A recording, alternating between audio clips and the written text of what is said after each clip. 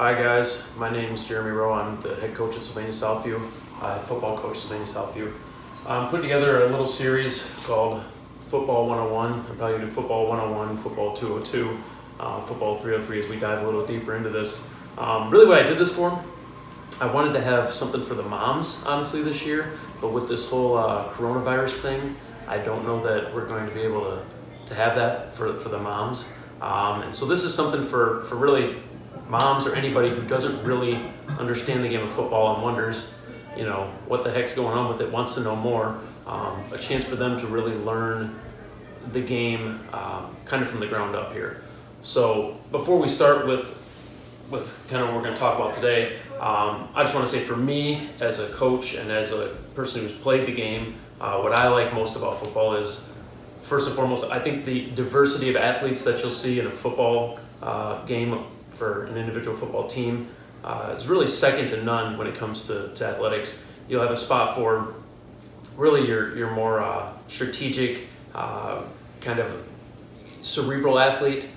They have a place there because the tactics of the game, as you'll see as we go on, can be pretty advanced. Obviously, there's a place for athletic, fast, agile guys to showcase their talents in space. We obviously have plenty of room for big, strong guys who have to move the opponents out of the way for some of those little, small, fast guys. And then there's always a spot, especially on a high school football team, there's always going to be a spot for just a tough, gritty kid who's willing to throw himself in there and hit somebody. And so I think that you'll see, as opposed to other sports, you're going to see a really wide array of athletes and really the appreciation that those guys have for the skill set of their teammates. That maybe is something completely different than their own skill set, I think is really unique. The next thing is I think that the game itself exposes character. I always tell my guys, so football will expose your character. I think its ability to teach discipline, commitment, and accountability are really second to none when it comes to sports. I love all other sports, guys. I play baseball, I play basketball. I love athletics in general. I think they're all great. But I think football, because of the really tough physical nature of the game, really has a chance to expose character more so than any other game that we play. So for me, those are the things that I really appreciate about the game. I know I wouldn't be the same person that I am today without it. So if you wonder why guys like it so much, everybody's probably different, but for me, that's what kind of turned me on to the game. So without further ado, we'll kind of dive into this. First thing we're going to do, we're going to start this first class with every game starts with a kickoff, so we're going to talk about a kickoff. We'll draw the 50-yard line here. So here's the 50. Okay. Now, football field is 100 yards long, 10-yard end zones, obviously. So 120 if you count the end zones. And then it's 52.5 yards wide. Okay. And you'll see hash marks. Okay. And these hash marks are different for high school, college, and NFL. In high school, you're going to see 17.5 yards between the hash marks, and again, between the hash marks and the sideline. So obviously 17.5 times 3 will give you 52.5 wide, okay? So that's the width of a football field. So 100 yards long, 52.5 wide. For a kickoff, I'll erase this for now. For a kickoff, the kicking team in high school is going to start at their own 40. Now, again, this is something different at different levels, but for high school, the kicking team, the team kicking to the other team, starts at the 40-yard line. And they can really be anywhere on this line, guys. We'll just draw it in the middle for now. But they can kick, there's 11 guys on the kicking team and 11 guys on the kickoff return team. And that's never going to change. 11 guys on the special teams, which kickoff and kick return are special teams, if you ever hear that term. Punt and punt return are special teams. And we'll get into all these later. And field goal or extra point and field goal extra point defense are special teams. So there's really 6 special teams: kickoff and kick return, punt return, and extra point field goal and extra point field goal defense. But for this one, you're going to start at the 40. They're going to kick to the receiving team. Now the receiving team can't cross the 50, and the kickoff team cannot cross the 40 until the ball is kicked. If they do cross the 40 before the ball is kicked, that is a penalty. That's an offsides penalty, and they'll back the ball 5 more yards and kick again. The other thing that the kickoff team cannot do is they can't kick the ball out of bounds. They can, but the ball will be placed at the 35-yard line then. If they kick the ball out of the end zone, then it will be called a touchback, and a touchback gives the ball to the offense at the 20-yard line, or the receiving team at the 20-yard line. As far as rules on the kickoff, you need to know about one thing that's really different between a kickoff and a punt, which we'll go over later in another video.